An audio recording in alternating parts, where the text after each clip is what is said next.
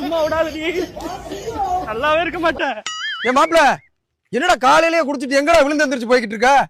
போட்டேன்னு வச்சுக்க செவுள் அந்த வயிறு வந்து. இப்ப என்னடா கேட்டுட்டேன்னு என்னை அடிக்க வர்ற? சோத்துல உப்பு இல்லைன்னு சொன்னேன்டா, அடிச்சு வெளுத்து விட்டா. எல்லாமாடா அடிப்பாங்க? எல்லாத்துக்குமே அடிக்கிறாடா. பொம்பளைக்கு ஒரு பிரச்சனை, நம்ம இந்த மாதிரி சித்திரவதை பண்ணோம்னா பேசுறதுக்கு 1000 பேர் இருக்காங்க. நான் ஆம்பளைக்கு ஒரு பிரச்சனைனா பேசுறதுக்கு யாருமே இல்ல. டேய் யாரா சொன்னா கேட்க ஆள் இல்லைன்னு? நம்ம படுற கஷ்டத்தையே படமா எடுத்து வச்சிருக்காங்கடா.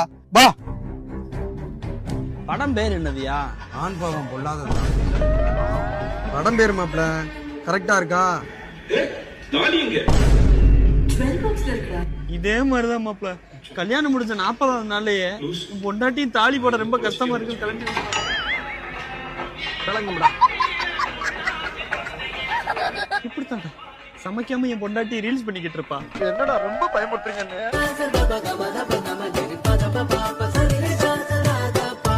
சொல்லு. நான் இங்க தியேட்டருக்கு வந்தம்மா, இங்க ஆண் பாவம் பொல்லாதுன்னு சொல்லிட்டு நம்ம ரியோ அண்ணன் நடிச்ச படத்தை பார்த்தேன். இந்த படம் பார்த்ததுக்கு அப்புறம் தாம்மா உங்க சைடு எவ்வளவு கஷ்டம் இருக்கு, என் சைடு எவ்வளவு கஷ்டம் இருக்கு எல்லாமே எனக்கு புரியுது. இனிமே நமக்குள்ள எந்த பிரச்சனையும் வரக்கூடாது. நம்ம நல்ல மியூச்சுவல் கனெக்ஷன்ல இருக்கு. படத்துக்கு போனியா? யாரோட போன? படத்துக்கா? மாப்பிள்ள பவினோட வந்தம்மா. அப்ப கூட உனக்கு என்னைய கூட்டு போகணும்னு தோணல? அட்லீஸ்ட் என்கிட்ட சொல்லிட்டு போகணும்னு கூட உனக்கு தோணல? இனிமே உன் கூட எல்லாம் என்னால சேர்ந்து வாழ முடியாது. டிவோர்ஸ் தான். என்னடா திருந்தலடா.